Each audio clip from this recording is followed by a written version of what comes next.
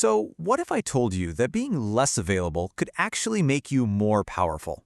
I know, it's a wild idea. It goes against pretty much everything we're taught about being present and showing up. But it's right at the heart of Law 16 from Robert Greene's The 48 Laws of Power. So today, let's dive into the strategic and sometimes risky use of absence. You ever have that feeling? The more you give, the more you're there for people, the less you seem to be valued. It's super frustrating, and it happens all the time in our jobs, our friendships, even our relationships. But what if it's not just a feeling? What if it's actually a fundamental principle of human dynamics? Let's unpack that. Okay, first, let's talk about the conventional wisdom. It's what the source material for this explainer calls the myth of presence. This is our default setting, right? Be available 24/7, always be on call, always be visible. We're terrified that if we're not constantly in the mix, we're going to be forgotten or worse, replaced. But what if that fear is the very thing holding you back? What if the real key to influence isn't about being seen, but about being missed? So, if being constantly present isn't the answer, then what is? Well, Law 16 gives us this really radical counterpoint, the power of scarcity. The whole idea is that true value, real influence, it's not created by being everywhere all the time, but by being strategically absent. And here it is, the central paradox of this whole law. The more you're around, the more people see you and hear from you, the more common you become. And once you're seen as common, it's a short step to being taken for granted. Your value, your price, so to speak, it just starts to drop. Now let's be really clear here. This is not about becoming a hermit or just ghosting people out of the blue. It's about a temporary and, more importantly, strategic withdrawal. You pull back from a situation where you're already established, where you already have some value. By doing that, you force people to recognize what they're missing. And that's how you create value through scarcity. There's this ancient Chinese parable that just nails this point perfectly. You've got the common rooster. This bird has 5 incredible virtues. It's a model citizen of the animal kingdom, and yet it's killed every day for dinner. Why? Simple. It's always there, always within reach. Then you have the rare snow goose. It has none of the rooster's virtues, but it's highly prized. Its value comes from one thing and one thing only. It's scarce, and it's from far away. It's such a powerful reminder that what we perceive as valuable often has more to do with rarity than actual quality. So how does this whole scarcity thing play out in the real world, in the high-stakes game of power? Well, let's look at 2 stories from history.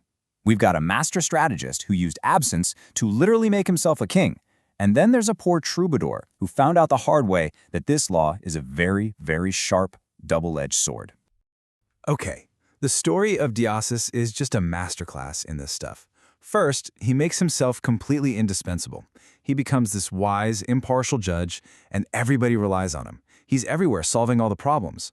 Then, right at the peak of his influence, he vanishes, says he's overworked and just quits.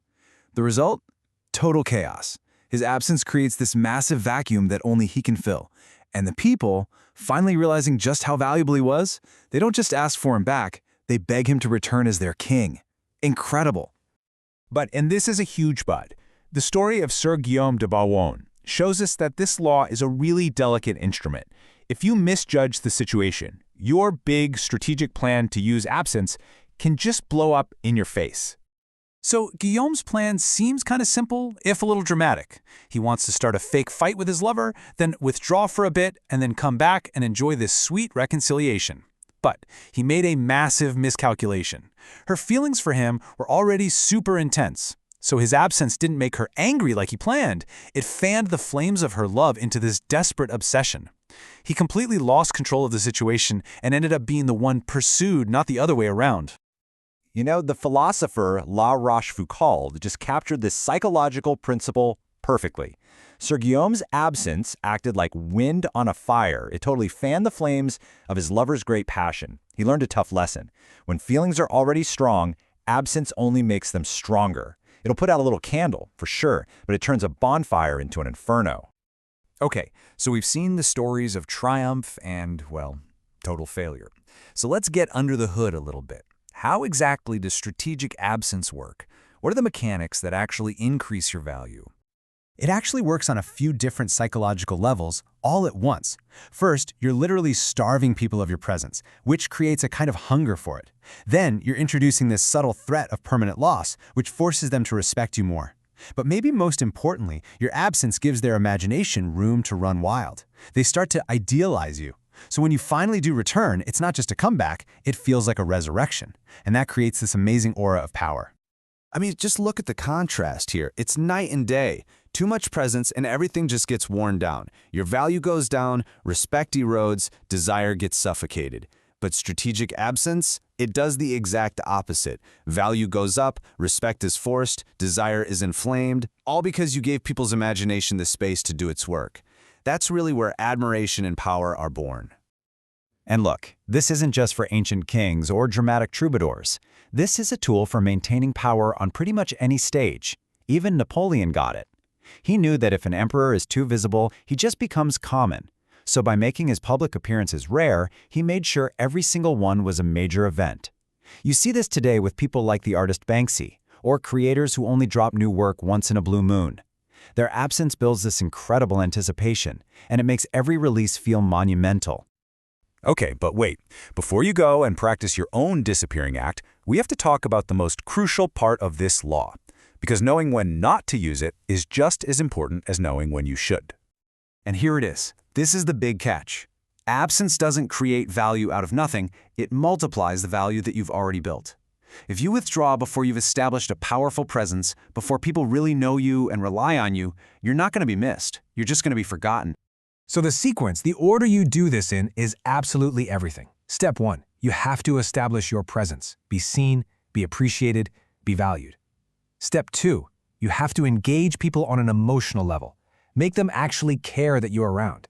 And only then, after you've set that foundation, can you move to step 3, the strategic withdrawal that actually increases your honor and respect. It really just all comes down to this one simple truth. You can't be missed if you were never really there to begin with. Presence has to come before absence. You have to circulate first before you can create value by becoming scarce. So, let's end with a question to think about. In your own world, at your job, in your social circles, your relationships, are there any places where you've become a little too available, a little too predictable, a little too common? It's definitely a fine line to walk, but by mastering this art of strategic absence, you can command respect and boost your own value. The real question is, are you brave enough to disappear for a little while just to see what happens when you decide to come back?